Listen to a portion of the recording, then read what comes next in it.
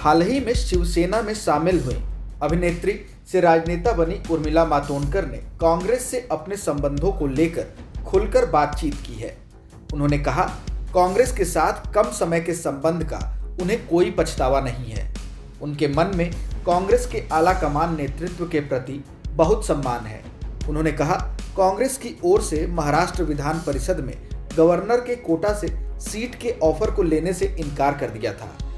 हालांकि शिवसेना में आने के बाद उन्होंने यह ऑफर ले लिया है। उनका नाम पार्टी की ओर से गवर्नर भगत कोश्यारी को भेजा गया है, लेकिन अभी तक उनके नाम को मंजूरी नहीं मिली है। उर्मिला ने न्यूज़ एजेंसी पीटीआई को दिए गए एक इंटरव्यू में कहा कि मैं पार्टी में 6 महीनों से भी कम समय के लिए थी और लोकसभा चुनावों में 28 दिनों के चुनावी कैंपेन में मैंने बहुत सी अच्छी यादें बटोरी। परिषद की सीट पर किए गए सवाल पर उन्होंने कहा कि मैंने सोचा कि जब मैंने पार्टी छोड़ दी थी तो फिर उनकी तरफ से दिया गया यह ऑफर लेना सही नहीं होगा। कांग्रेस की आलोचना करने के सवाल पर उर्मिला ने कहा, अगर मैंने कांग्रेस छोड़ने के बाद पार्टी के खिलाफ नहीं बोला तो फिर मुझे नहीं समझ आता कि अब क्यों बोलना चाहिए। उर्मिला मातोंडकर की पिछले साल के लोकसभा चुनावों में मुंबई नॉर्थ की सीट से हार हो गई थी। मई में चुनाव नतीजे आने के कुछ दिनों बाद उन्होंने कांग्रेस आला कमान को एक चिट्ठी लिखकर कहा था कि पार्टी की भीतरी लड़ाई की वजह से उनके कैंपेन को नुकसान पहुंचा था। चिट्ठी में उन्होंने महाराष्ट्र में पार्टी के वरिष्ठ नेता संजय निरुपम के 2 करीबी नेताओं के बर्ताव की आलोचना की थी। उर्मिला ने इस बात से इनकार किया कि पार्टी छोड़ने की वजह हार थी। उन्होंने कहा, मेरे लिए मेरी अंतरात्मा की आवाज़ ज़्यादा मायने रखती है। उद्धव ठाकरे सरकार की तारीफ करते हुए उर्मिला ने कहा, महाविकास अघाड़ी की सरकार का अब तक का कार्यकाल बहुत अच्छा रहा है।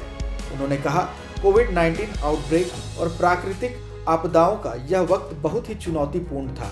कांग्रेस और शिवसेना की विचारधारा में फर्क वाले सवाल पर उन्होंने कहा कि सेक्युलर होने का मतलब यह नहीं है कि आप किसी धर्म में विश्वास नहीं रखते। एक हिंदू होने का मतलब यह नहीं है कि आप दूसरे धर्मों से नफरत करते हैं। शिवसेना हिंदुत्ववादी पार्टी है। हिंदू धर्म महान धर्म है, सबको साथ लेकर चलता है। उर्मिला ने कहा, मेरा इरादा लोगों का नेता बनने का है, जैसे कि लोगों ने ही मुझे फिल्म स्टार बनाया था। उन्होंने कहा, वो बिना किसी जाति, धर्म और भेदभाव के काम करना चाहती हैं। उर्मिला ने कहा, मैं ऐसा नेता नहीं बनना चाहती जो एसी रूम में बैठकर ट्वीट करता है। मुझे पता है कि मुझे क्या करना है और कैसे करना है और मैं आगे भी सीखती रहूंगी।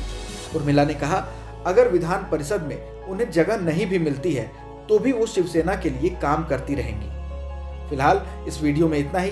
अगर कोई सवाल और सुझाव है तो हमें कमेंट बॉक्स में जरूर बताएं।